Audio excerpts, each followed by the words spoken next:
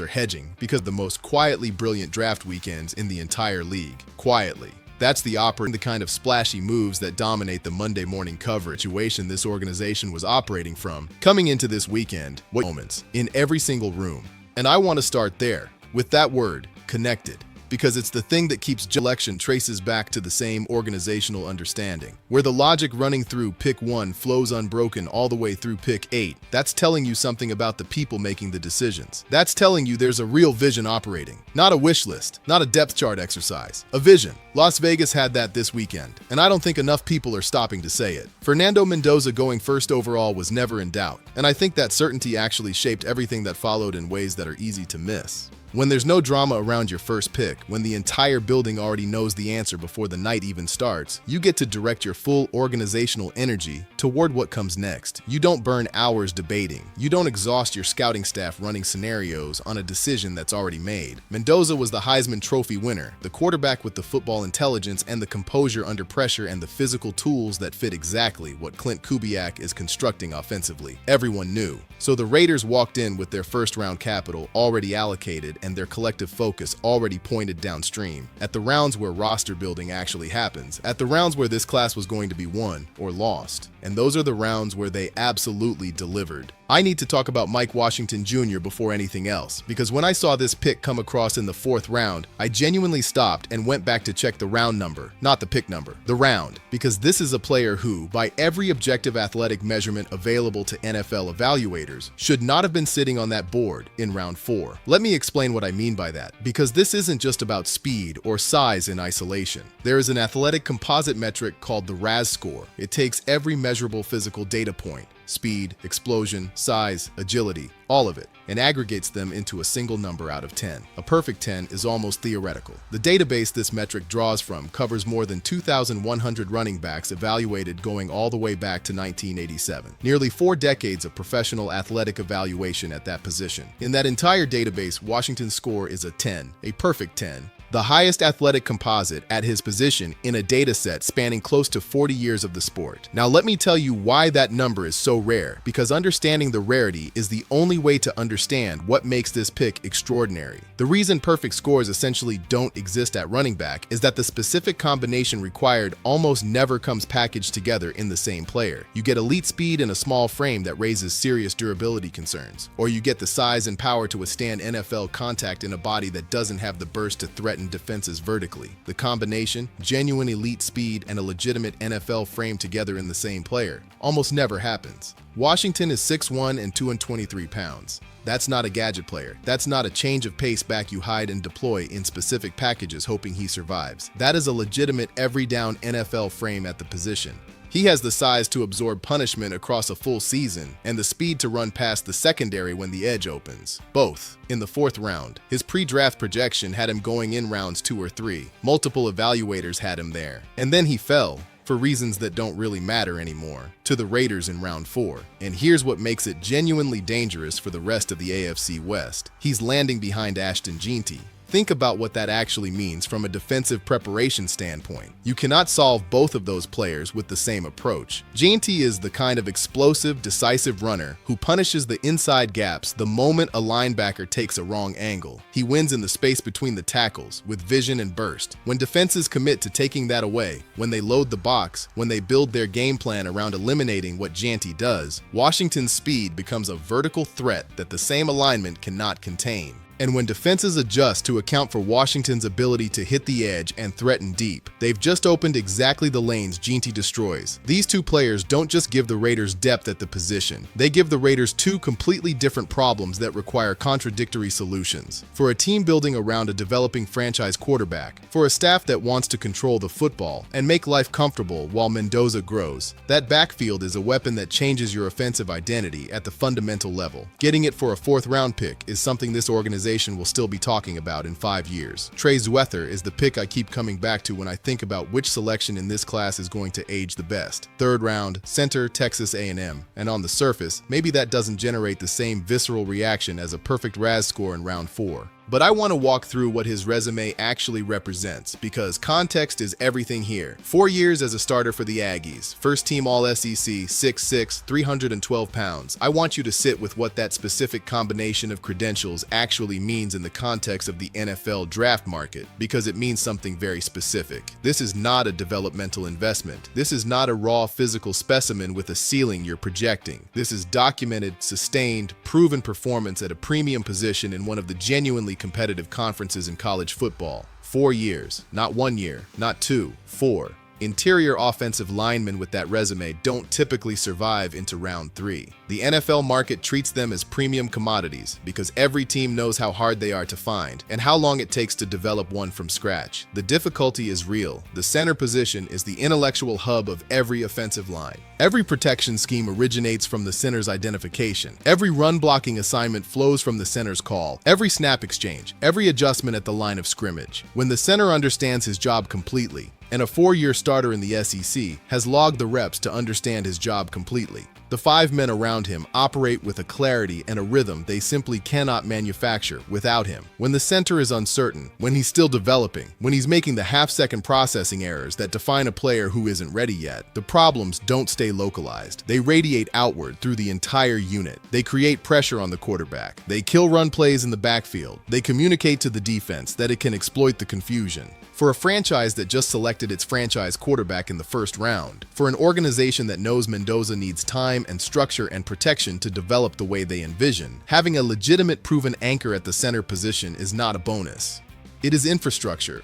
The Raiders found that infrastructure in round 3 when they could have paid for it significantly earlier in the draft. And they should get real credit for having the patience to stay disciplined until the right player came to them. Dalton Johnson at safety in round 5 is another one that jumps out when you actually look at the profile. A 4.40 at safety with 285 career tackles. That's a specific combination of attributes that tells you something very concrete about what kind of player this is. The speed means he can cover ground in the open field, that he's a credible threat over the top in coverage, that he can close on ball carriers from angles that slower safeties never reach. The tackle production means he's not a coverage specialist hoping to avoid the box. He's already shown the instincts and the physicality to be a legitimate presence in run support. A safety who gives you both of those things doesn't survive into round 5 very often. And the value here isn't even contingent on him developing into a starter, although I think there's a real path to that. A 4.40 safety with that tackle history is the kind of player who makes your special teams unit dangerous and consistent throughout an entire season. He either earns a starting role through performance, or he becomes one of the most reliable contributors in your 4th through 6th string depth. Either version of that outcome completely justifies the pick. Neither version is a disappointment. That's exactly how you want to be thinking when you're building in rounds 4 and 5. Acquire players with multiple viable paths to contributing, and let the best version of what they become reveal itself over time. 8 picks total. The mass of the class concentrated in rounds 2 through 5. That structure isn't accidental, and I think it reflects a philosophy that is genuinely sound, even though it doesn't generate the kind of attention that a wild trade or an unexpected first-round move tends to produce. Rounds 2 through 5 are where most rosters are actually constructed. They're where the players who fill out starting lineups come from, where the depth that holds up through a full 16-game season gets assembled, where the difference between a team that finishes strong and a team that falls apart in December often gets determined. The Raiders didn't scatter their capital trying to manufacture drama in round 1.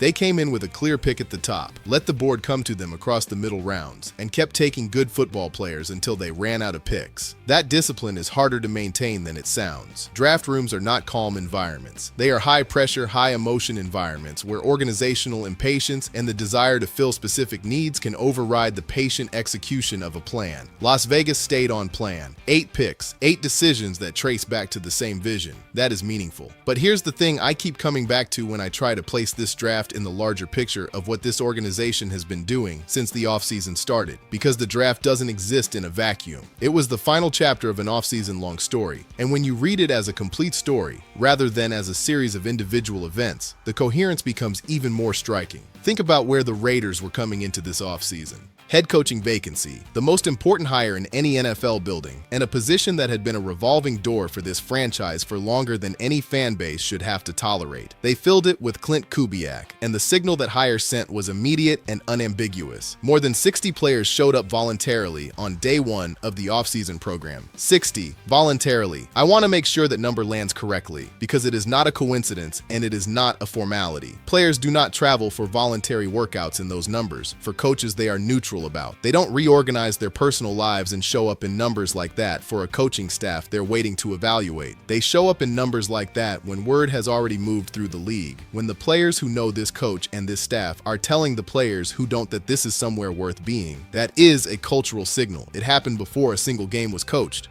before anyone could point to a win or a scheme or a result. That kind of buy-in in that volume before it was earned on the field is genuinely rare. And then you add the pieces. Fernando Mendoza solving a quarterback question that had been eating this franchise's foundation for years. Not just any quarterback, a Heisman winner with composure that scouts documented across pressure situations at the college level, with football intelligence that evaluators described as advanced for his experience level, with a physical profile that fits naturally into what Kubiak runs. This wasn't a desperate swing, this was a precise fit. Max Crosby was already there as one of the individually most disruptive defensive players in the sport, a player who elevates everyone around him just through the attention he demands. Ashton Jeanty arrived as one of the most electric offensive weapons in the country, and now he's sharing a backfield with a running back who scored a perfect 10 on the most rigorous composite athletic evaluation in the game. Kirk Cousins brings something specific that a generic veteran presence doesn't. He has operated this exact offensive system before. When he mentors Mendoza, he's not offering general wisdom about how to play quarterback in the NFL. He's describing specific situations from the specific system Mendoza is learning, from genuine personal experience. That is not a small thing. The difference between relevant, specific mentorship and generic veteran presence is the difference between Mendoza having a guide and Mendoza having a map.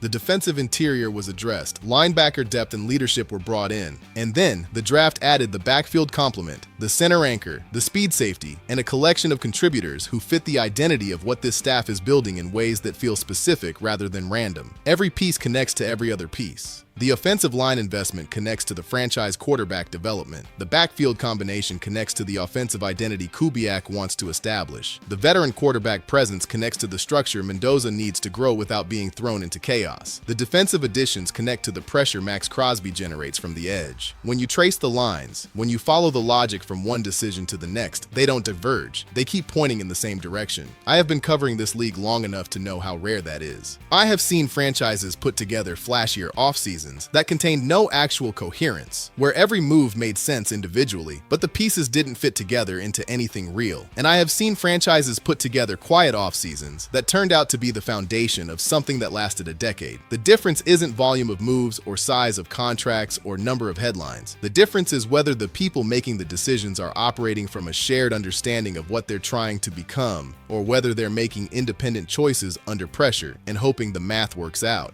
The comparison I keep reaching for, and I know it's going to hit differently depending on how closely you watched it happen, is the early Dan Campbell era in Detroit. Before a single snap of regular season football, before anyone could point to a record or a playoff result, there was a feeling. Specific people who had been around the league for a long time, people whose instincts had been trained across years of watching organizations succeed and fail, kept saying that something felt different about that building. Not better on paper. Different in the way that actually matters, in the culture, in the connectedness, in the sense that the people inside understood something about what they were building that hadn't yet been communicated to the outside world. That feeling turned out to be real. What Campbell built in Detroit turned out to be genuine and sustained. And the early markers of it, the voluntary attendance numbers, the buy-in before results justified buy-in, the coherence of decision-making across an entire offseason, were visible before the wins started arriving. I'm getting those same signals from Las Vegas right now. Not the same personnel, not the same circumstances, but the same quality of organizational coherence.